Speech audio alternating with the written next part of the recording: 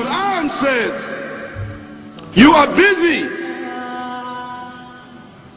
piling up, calculating, developing your careers, your money, your occupation, your wealth, until you visit the graves. Think about it.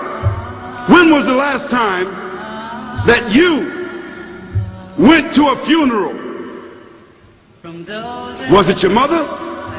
Was it your father? Was it your grandfather? Was it your uncle? Was it your cousin? Was it your friend? Was it your wife? Was it your husband?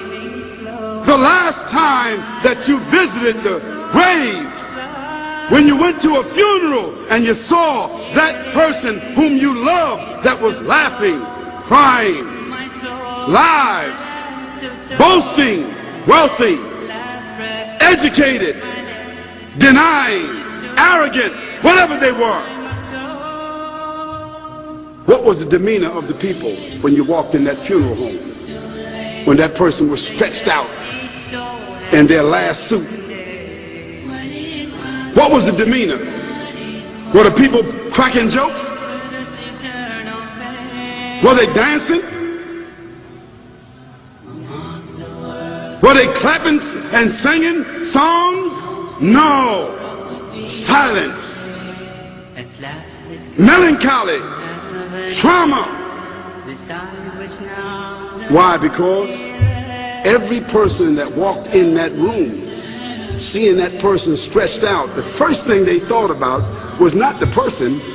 The first thing they thought about was that one day this will be me. So Allah said, Alhaakumut takathur. All of us, all of you are engaged in running your mouths, doing your business, multiplying, buying houses, cars, business, whatever you're doing. And when you're told about God, religion, life, morality, you're saying, look, I ain't got no time for that. I got no time for that. I don't want to hear that. I don't even believe in God. Matter of fact, I don't even know if I'm going to die, and if I do, maybe I'm coming back again. As a matter of fact, science is so sophisticated that I think really that they're on the verge of being able to solve the whole thing of death soon. We ain't got to die. If we got enough money, we don't even have to die. See how arrogant people can be until they visit the funeral house. And then after you go to the funeral house, if you got the guts, if you're able to do so, you go to the grave. And now this is another scenario. And you say to yourself, is that it? I mean, 50, 60 years, scraping, struggling, scheming, lying, stealing, fornicating, jumping up and down, begging, working, and this is the end of it? I mean, is this what's going to happen to me? Are they going to be dropping me into a hole in the ground? A hole in the ground, the same hole that a cat digs after it defecates. Just a little deeper.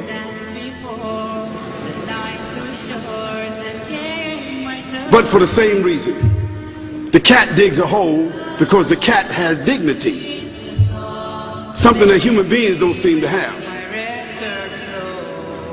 Instinctively, the cat digs a little hole, covers it up. Humans have got to be taught to do that. But it's for the same reason. So you and I, we're going into a hole a little deeper than the one the cat dug. And all the people that's crying, pulling out their hair, screaming, almost acting like they're falling in the thing with you. They want to just jump in there with you. Not really though, you know, it's all an act. Because ain't nobody really going to jump in there and stay in there. They don't love you that much.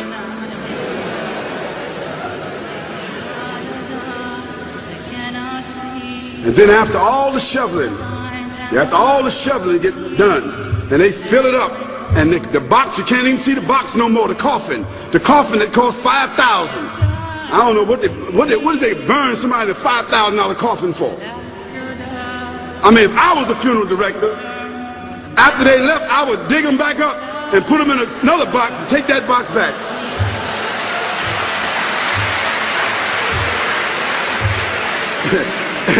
and honestly, I'm telling you, that's what they do. Yeah. So after all the money and all the drama, and they dig that hole and put you in there and cover you up, and everybody goes back to the place, go back to mama's house or daddy's house or whoever's house, and we cook some chicken or whatever it is, and we do a little dancing and drink some scotch and forget all about that person, and then we want the lawyer to come now and talk about, divvying up the spoils. So if that woman who died had a husband, somebody else is going to marry him, you know that. And that man who died, that woman, in about 6 months or a year of grieving or whatever it is, she going to come to understand that she needs somebody else to be with, so she going to marry somebody. So that means if his suits are still in the closet and he can fit them, who going to wear them? So it really means that after all this time, and the people walk away from that grave, it's over. What about that person in the grave? What's happening? Because you know and I know that death is almost like sleeping. Death is like sleeping. Your body is gone. Your body is dead. Your spirit is gone. But your consciousness is there. Yes, brothers and sisters, you and I are going to know when the people put us in that box and put us in the grave. We are going to know. Your spirit is gone. You can't shout. You can't call out. You can't say, don't leave me here. But you're going to be hearing and you're going to be seeing, because that's a different kind of consciousness. But you can't move. And in that grave, this is when the real trauma is going to begin. Because there's a reason for humans to go inside the grave. If the Creator wanted to, He could have caused us to live and then disappear into the atmosphere. But He didn't. He caused us to go into another womb called the tomb. You started out in the womb of your mother, and you wind up in the womb of the earth called the tomb. From the womb to the tomb. This is the whole trip. And this is what you have to think about. That grave is going to be a place of drama and trauma. A place where you're going to be questioned before you're resurrected. What happens in the winter? All the leaves fall off the trees and the earth goes dead. And what happens in the springtime? The water comes, generates the earth again, germinates all over again, new grass, new leaves, new flowers, new fruits. So Allah says, and a sign for them is the dead earth. After that, we give it life. And then you eat the fruits from that. So Allah says, the one who gave you life in the beginning, is He not able to give you life all over again in order to judge you? Yes, certainly. You may want to deny it because you don't want to be judged. But you will be judged.